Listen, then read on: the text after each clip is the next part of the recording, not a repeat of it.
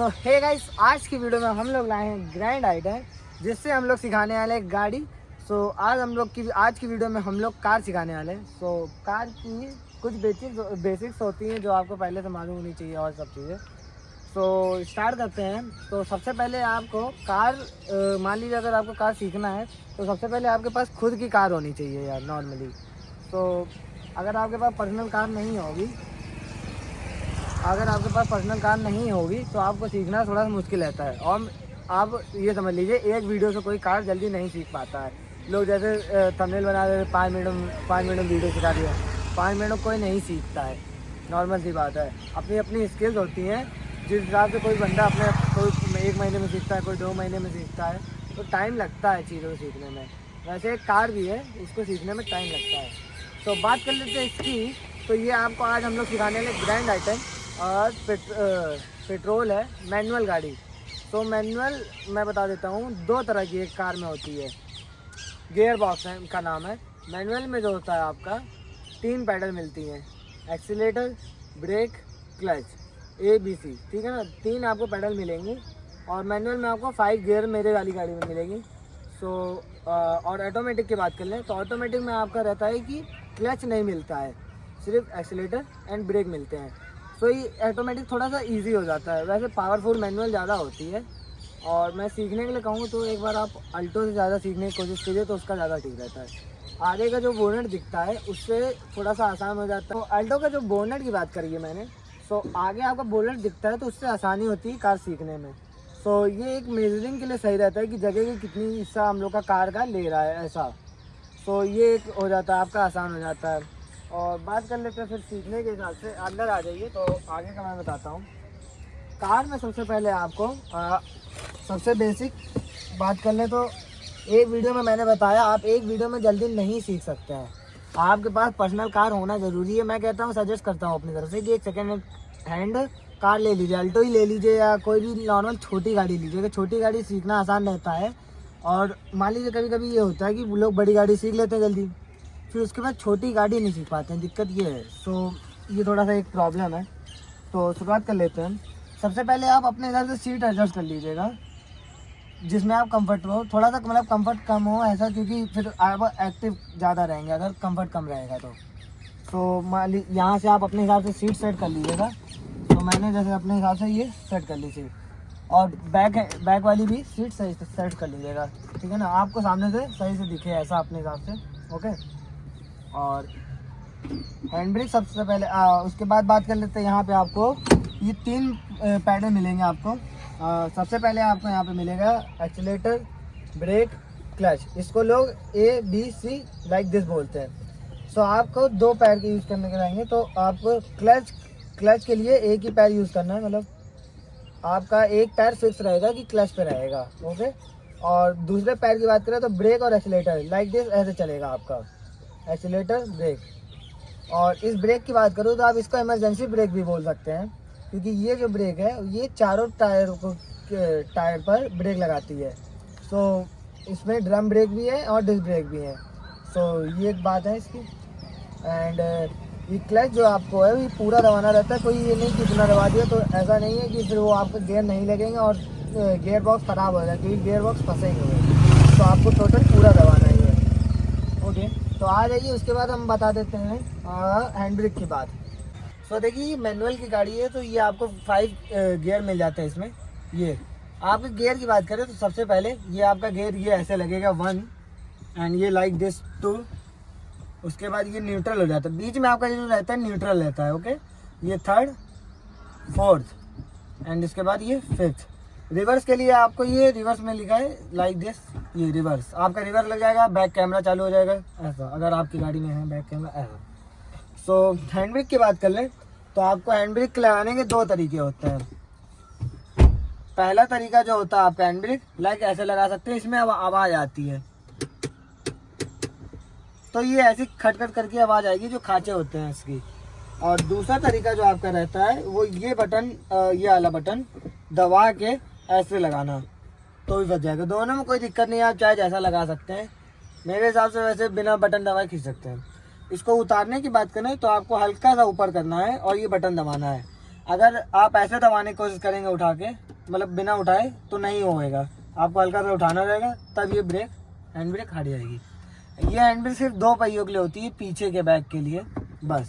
और जैसे उसको इमरजेंसी ब्रेक बोल सकते हैं, तो इसमें बाकी ये हैंड ब्रेक है या।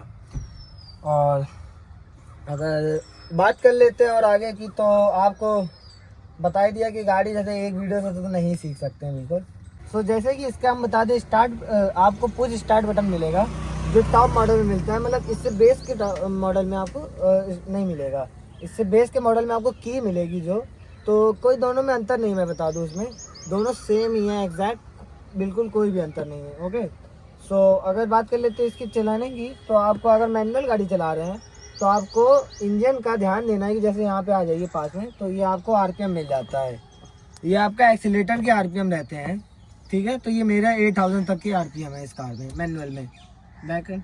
सो आप अगर एक्सीलेटर दबाते हैं लाइक अपना मतलब जाता है। एक बार मैं करके दिखा देता हूँ। ये मैंने देखिए एक बार पूरा क्लच दबाया, तब मैं स्टार्ट करता हूँ। आपको ये आदत डाल लेनी है कि अगर आप मान लीजिए स्टार्ट कर रहे हैं गाड़ी, कभी भी गियर में भी हो सकती है, तो इसलिए आप गलती से भी कभी भी मतलब सब मिला के क्लच दबा के ही स्टार्ट करिएगा। वैसे तो स्टार्ट भी क्लच दबा के ही होगी, वरना स्टार्ट नहीं होगी मेरी वाली तो इसकी बात कर ले, तो ये आपको आरपीएम देख सकते हैं। अभी ये थोड़ा सा उठा हुआ है, ये मैं एक्सीलेटर दबाऊंगा, तो इसको थोड़ा सा आपका ध्यान देना है कि 3000 आरपीएम तक नहीं जाए ऊपर। ओके, थोड़ा सा अभी चला के दिखाता हूँ ओके कि कैसे मतलब कि आरपीएम ना जाए ऐसा। ये चीज़ बेसिक आपको नॉलेज होनी चाहिए, थोड़ा सीख जाइए, उसके बाद बाकी मैं आगे का बताऊंगा पार्ट 2 में। सो अभी के लिए बंद कर लेते हैं। और इसकी हैंडल की बात कर ले, तो आपको अगर 1 सेकेंड, और हाँ इसमें आप पुश स्टार्ट बटन ऑन करेंगे पहले अगर, तो आपका ये स्क्रीन ऑन होएगी दिस, और उसके बाद आप सेकंड टाइम ऑन करेंगे तो आपका ये चीज़ ऑन हो जाएगी, आपकी लाइट ऑन कर सकते हैं, एंड सामने का वाइपर आप ऑन कर सकते हैं। स्टार्ट नहीं हुई है, स्टार्ट करने के लिए आपको क्लच दबाना पड़ेगा, देन थर्ड टाइम में आपको स्टार्ट होएगा। लाइक ये 3 स्टेप आप कर सकते हैं, बाकी डायरेक्ट बाकी स्टार्ट होगा। 1.5 का ये आपको टर्न लेती है। लाइक जैसे ये देखिए, ये 360 एक घूमा, उसके बाद ये आधा घूमता है, तो ये 1.5 का टर्न लेता है व्हील का दिस। अब ये मैंने वापस इतना ही करा, तो ये बीच में है, तो ये आपका पहिया सीधे रहता है। आपको ध्यान देना गाड़ी स्टार्ट करते समय पहिए सीधे रहें। लाइक जैसे मान लीजिए आपने कभी स्टार्ट किया और पहला गियर लगाया और आपने देख लिया कि ऐसे हैंडल मिली, तो हल्की सी तिरछी डाके और आपने क्लच आराम आराम से छोड़ना है, एक्सीलेटर की ज़रूरत नहीं है आपको स्टार्ट करते समय। एक्सीलेटर जैसे ये देखिए, मैं आराम आराम से छोड़ूंगा। 1 सेकेंड, हैंड ब्रेक लगी, ये चीज़ भी ध्यान दीजिएगा, हैंड ब्रेक ना लगी हो तो ये धीरे धीरे आपको गाड़ी चल जाएगी। सो ये रहेगा, एक्सीलेटर की कोई ज़रूरत नहीं है, ना पहले गियर में ना आपको रिवर्स गियर में। रिवर्स गियर का भी करके दिखा दे रहे हैं सर। ये देखिए मैंने एक्सीलेटर नहीं दबाया है और गाड़ी बैक हो रही है। तो इसके अंदर इतनी खुद की पावर रहती है कि मैं बिना एक्सीलेटर दबाए ये आगे और पीछे हो सकती है फर्स्ट एंड थर्ड गियर में। और इसकी बात कर ले तो अगर मान लीजिए ये गलती आपको नहीं करनी, क्लच अगर आप जल्दी छोड़ देंगे तो लाइक ऐसे होएगा, ये झटका देगा। अभी तो नॉर्मल हुआ है, वैसा अगर कस के हो गए तो दिक्कत ज़्यादा है। तो ये चीज़ ना हो, ये चीज़ आपको ध्यान देना है। और जब भी सीखिएगा एक खुले पार्क में सीखिएगा कि कहीं ज़्यादा दिक्कत ना हो। और इसकी आ जाइए तो अंदर से अब इसकी एक बार चला के दिखा देते हैं कि फर्स्ट और सेकंड गियर क्लच का कैसे लगाना है। और तो सबसे पहले आपको सीट बेल्ट लगा लेनी है। और ये आप बात कर ले तो इसकी ये साइड में ये आपके आरबीएम रहेंगे। जब भी आप कहीं भी अगर मान लीजिए ऐसे किनारे खड़े हो या कहीं भी मोड़ रहे हो, तो आपको इंडिकेटर में देख के मोड़ना है, जैसे पीछे की कोई आ नहीं रहा हो ओ आरबीएम में। और ये आपके ये रहेंगे IRBM, इसमें आपको बैकएंड में देख सकते हैं, दोनों का मतलब काम रहता है। तो ये चीज़ आपको ध्यान में देख के रहना है कि साइड में देखिए जैसे अभी आ रहे हैं, ये चीज़ आपको देख के मोड़ना है। अचानक मोड़ देंगे फिर वो आ जाएंगे तो एक्सीडेंट हो जाएगा, बढ़िया वाली पुच्ची हो जाएगी दोनों वाली, ठीक है ना। तो ये चीज़ आपको नहीं करना है, गाड़ी का भी नुकसान होएगा, उसको भी चोट लगेगी, आपको भी दिक्कत होगी। तो ये चीज़ ध्यान देना है आपको। सो सबसे पहले बात कर लेते हैं, ये आपको सेट कर लेना अपने हिसाब से आरबीएम। मेरे हिसाब से सेट है दोनों साइड। तो हैंडल आपकी मेरी सीधी है एंड ये आप अपने हिसाब से सेट कर लीजिएगा। ये चीज़ मेरे हिसाब से ये चीज़ सेट है। आप पूरा एकदम परफेक्ट अपने हिसाब से सेट कर लीजिएगा। उसके बाद आप पहला पूरा क्लच दबा के पहला गियर डालिएगा, धीरे धीरे क्लच छोड़िएगा और गाड़ी आपकी बढ़ने लगेगी। ओके। उसके बाद आप जब भी गियर डालेंगे, सेकेंड, थर्ड, फोर्थ, जब भी कोई भी गियर डालेंगे, आपको पूरा क्लच दबा के ही करना है ये। उसके बाद सेकेंड गियर में आपको थोड़ा सा एक्सीलेटर ले लेना है।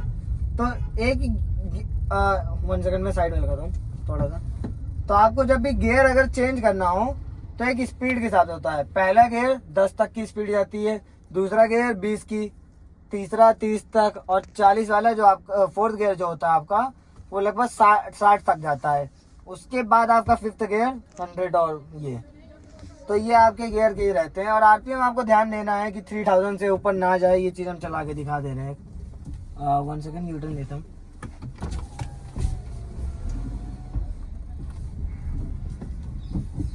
अब ये देखिए, ये बोनट का मैंने एक ही अंदाज़ा रहना चाहिए। अब मुझे तो बोनट नहीं दिख रहा है, अंदाज़ा है, इसलिए मैं चला ले रहा हूँ ऐसा। तो ये चीज़ आपको अल्टो में दिक्कत नहीं लगेगी।